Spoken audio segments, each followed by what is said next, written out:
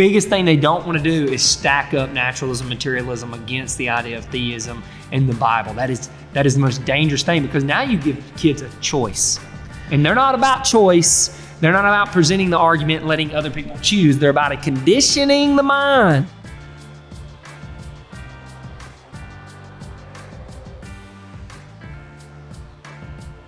What is the educator that's writing the curriculums underlying biases about reality? Because if he's wrong, now he's educating the masses in a wrong direction, which is very, very dangerous. When the deceptive assumption that always becomes popular in human culture is that they're being neutral. That this effort of being secular and not trying to offend any one group, not trying to push any one particular belief on the whole, is that they're going to attempt to remain neutral. But in so doing, it is a deceived neutrality, whether the person realizes it or not. They have their own bias and they have their own agenda. And ultimately, one of the main ones in our secular education system is that you cannot teach about God, specifically about God being in the form of Jesus Christ, and the authoritative Word of God being the Bible. And so but if that is actually the truth, then how could you possibly learn anything? What foundation could you possibly be building on but a flawed one? Sure. But if in the beginning, like you've said, God has created us for this relationship where we would be dependent on Him, but as well empowered in such a way that there's then every opportunity to fulfill our purposes and value in life, but we're guided by God, and He shows us the way, and He gives the mandate for what education is, which is first and foremost knowing Him, knowing that He exists and the truth about His character. But then, from there, He's the one that can best enlighten us to how He's created and designed things for us then to be in tune with it and to carry it out. But if we think that God doesn't exist, or we don't want or like His authority, then we just seek to, figure it out on our own. And that's kind of the humanistic approach to things that we see in our society now, but for a long time its underlying assumption is naturalism, which is evolution, which is not God. All of these things that are in it that are an attempt to get rid of God, but then also moving forward, you can't teach a morality. Even the teacher has to conclude logically that there's not anything that they can really teach you that's truthful. They're here to help you learn how to function in life and kind of get by the best way. So it becomes very utilitarian and function-based versus like truthful ideas. Because if the chief end of man is to glorify God and enjoy Him forever, but you're teaching that there's no God to be glorified and no God to enjoy, now go out and educate. And there's no forever. There's only this life. There's only this life. It's like, how could you ever arrive at a proper and good education? Well, they teach them then how to be comfortable and maximize the pleasure of this life, which is the way society as a whole is organized to produce those kind of products out of humans, the worker or the, know. Well, today's society is much like pagan mythology, right? I mean, if you go back and look at Egyptian mythology and the way that they taught, or even Babylonian mythology, it's very much like naturalism and evolution, right?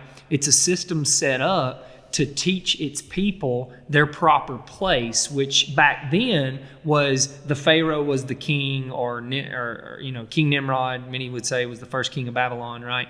At the Tower of Babel. They were the king, and the gods created little gods, and the little gods created man to do the work that the little gods didn't want to do.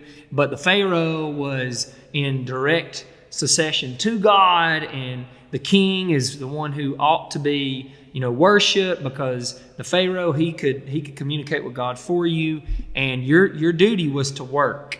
And that was good, that man worked, right? And so if you look at the way religion was shaped back then, it was shaped in such a way that taught man their proper place. Not that they were, Genesis was radical. People don't realize that. Genesis was not written in tune with the rest of the world back then.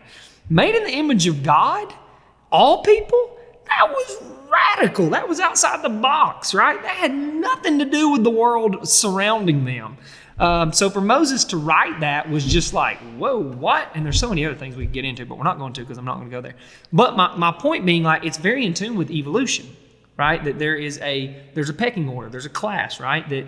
I'm sorry, but racism exists inside of evolution, right? You want to condemn racism while at the same time have a secular worldview, which there's no place to condemn racism in a secular worldview. Yeah. If I want to be racist or I want to suppress a certain group of people, Hitler literally killed 6 million Jews off the back of Darwinian evolution by natural selection. They were inferior race. That is what the Jews were, right? And so racism and destroying and genocide is off the back of natural selection. And it's okay in that worldview. It's okay. Like, why does anyone care? So what? Who cares? Well, that's what you must rationally conclude based on those assumptions. You can't teach ethics without God. It doesn't exist, right? It doesn't exist. So I had the opportunity recently, and I'm going to let you kind of speak into this. We both like to garden. You like to get your hands in dirt too, I know. So, what I see happening in education today, in our secular society, we're not a Christian society. Get your mind off that. We're not. What I see happening in education today is this. I just had an opportunity to speak to the Career Academy over here in our hometown, and they were super receptive. Amazing place, amazing people. I'm so glad I had the opportunity to sit down with them. And we were talking about, they want to talk about behavior in the workplace, employees, what are some things that we can grow upon and get better at to have a better society. And I said, well, can I pause there and can we get to the root of something bigger? I said, and we talked about what we just talked about, education and truth, and without truth, there's no real way in which to educate. But I use this analogy, get back to the dirt, right? People are like, what are you talking about gardening? So I use this analogy. If you have bad soil and you're trying to stick plants in it, what's happening? They're dying constantly. The plants can't grow in bad soil. So you have to stop focusing on the plants and you have to start focusing on the soil. You have to go, how do I make my soil better so that things can grow in it, right? If you go and look at a tree here and it's big and beautiful and full of fruit, and the one next to it is weak and pathetic and has no fruit, you don't go, well, that tree's just a better tree. No, you say that tree's planted in better soil, right? It has better drainage, it has better nutrients, it's getting watered more, right? And I see that's what's happened in education. We keep trying to just stick different kinds of plants in the soil and think that's going to make things better, right? I'm going to stick this in and this and because we're so unwilling or we're scared to deal with the soil. Because if we talk about the soil, we have to talk about something bigger, right? That we're planting in bad soil because our kids are lazy, they're entitled, and everybody sees the same problems, but everybody wants to deal with what they're planting into it. No one wants to talk about the soil because secular society and secular education doesn't want to acknowledge that the real problem is the soil, right? That's our issue. Separation of church and state. Like, that was all about trying to protect the state from the church. Wrong again. That was to protect the church from the state. But my point is, at some point, a community has to go, okay, I'm not for evangelizing kids. I'm not for that. I don't think that's even appropriate. I don't even think it's helpful, right? But I am for teaching kids about reality, that there's a God, and that God designed things a certain way, that there's a truth, that the world is designed to function a certain way. And if you don't operate inside the way the world's designed, you have no chance whatsoever to live a blessed life. No chance. And so we wonder why education's falling apart. It's because we don't even educate kids in that simple truth, that there's objective truth in the world, and your job is not to go out and create truth, but to align yourself to that truth so that you can live a blessed life. And so it all goes back to the soil. It's all a problem. The issue is surrounding the soil. So we can keep sticking things in the soil as long as we want to. And there's going to be no solution. No solution whatsoever.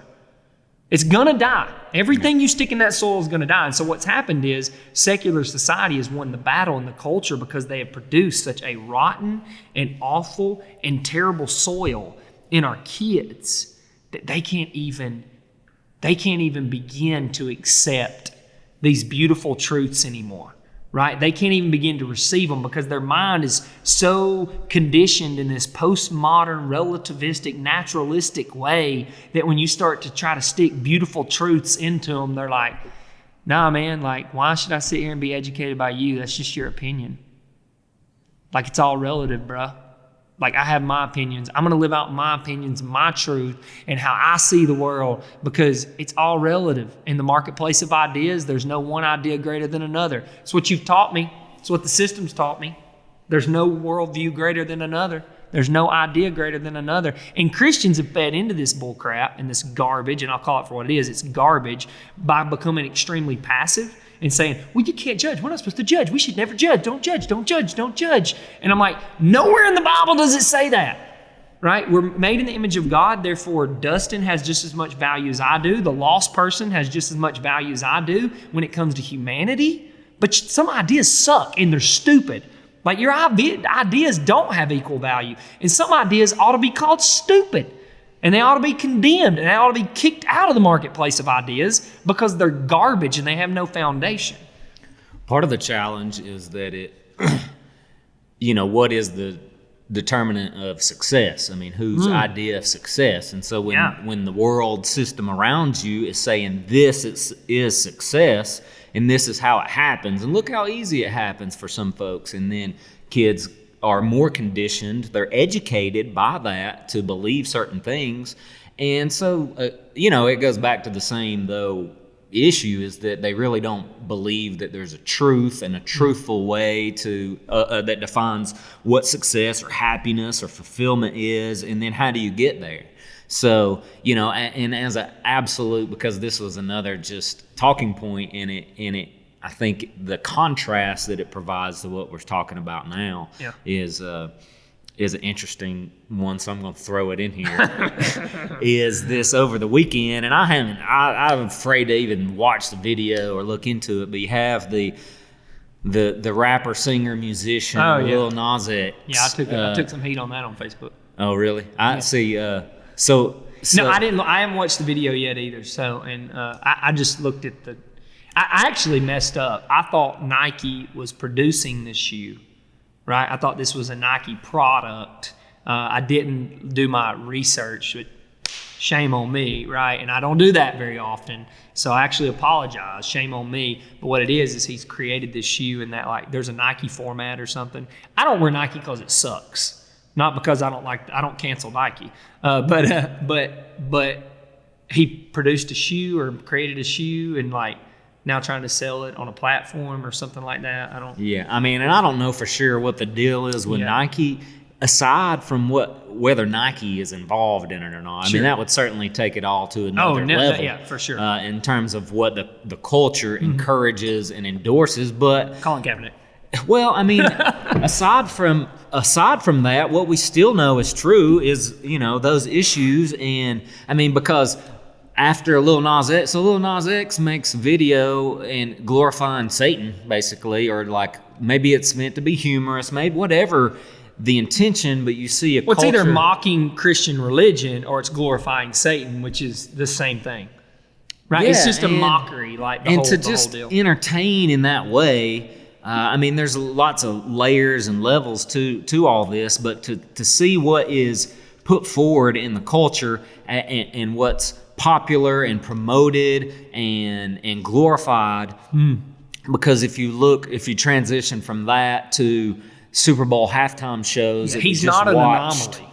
Yeah, this is becoming consistent. I mean, maybe it's like kind of another level of it, but that's kind of the point. Is like, look where it's going, friends. Look at where the Super Bowl halftime shows and our pro sports and the entertainment culture and the fashion labels, Nike, I mean, they're intertwined in what the NFL does, and the NFL is trying to be involved in this social justice crusade, but yet they basically have Satan worship and promote it during their halftime shows.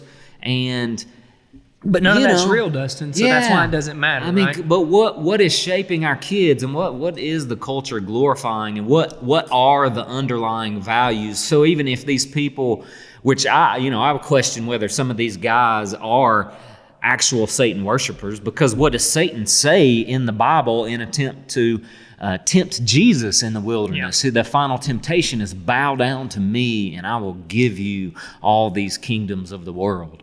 Bow down to me and I will lift you up and give you prosperity and fame and abundance in this world. And so that's what the culture is communicating. When he has a certain rule and reign over this world for now. I mean, that's clearly defined in Scripture. Like, God has allowed him, with limitations set by God, to have certain rule and reign over this world. He is the prince of the air, right? And so there are those temptations. And some people may go, well, why would God let that happen? Well, that's a bigger story in the narrative, right? There's a purpose and an intention with him in the sanctification of God's people.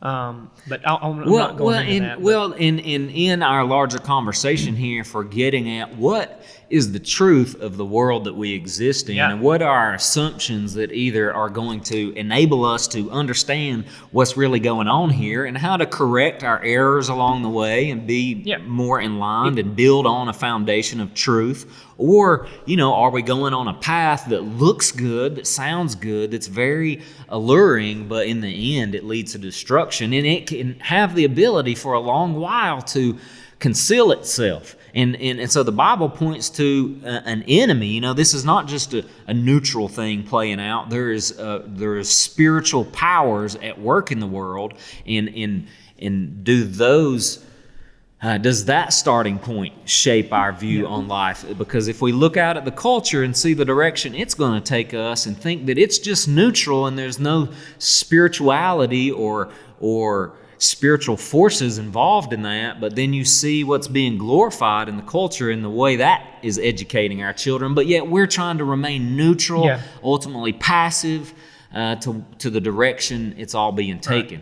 Right. And the justification for not teaching God in schools, right? The justification for it's like this. You have civil law and you have criminal law, right?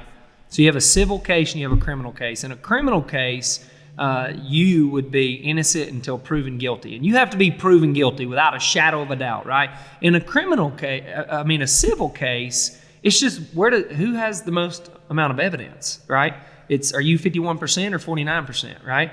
And when it comes to teaching God in school, we treat it like a criminal case, right? If you can't prove God 100%, if God can't come and sit down with me and have a conversation, if I can't see, taste, touch, and feel God right now in this moment, therefore he shouldn't be taught in school. Yet we teach therefore naturalism must be what is true, right? So we go to that, therefore it must be naturalism because I can't see, taste, touch, feel God right in this moment. And so by default, we go to naturalism. So now we're teaching from a position of naturalism or materialism. And if the truth is that the spiritual realm is even more real than the physical realm, then we're in a lot of trouble, right? We're in a lot of trouble. And that's where everyone's living from. They've been through this system that has literally taught materialism, naturalism is the way in the world, and the most true way the world could be. And it's absolutely nonsense because by doing that, by saying I can't prove God 100%, they've totally ruled out the conversation in education. You can't even have the conversation anymore. You can't even present the arguments for God. You can't even present the arguments for theism and for absolute and objective truth. Like, you can't present it anymore, right? And so, and so we have this society of infinite skepticism, right? It's just infinite skepticism except about our skepticism, right? So, but we're not skeptical about our skepticism, right? And so that's how they justify keeping God out of the classroom, or theism out of the classroom. And the reason they want to keep theism out of the classroom is because deep down inside, they know the argument is very good. And they know that it's sound. And they know that we live in a moral universe and we're moral people, and they don't know what to do with that without a God or without theism. That's the dirty little secret nobody wants you to know.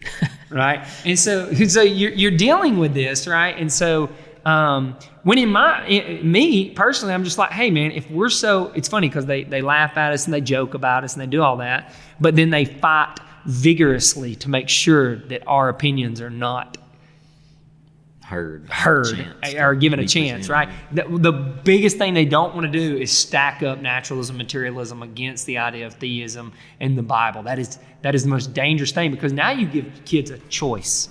And they're not about choice. They're not about presenting the argument and letting other people choose. They're about conditioning the mind to be able to receive their propaganda.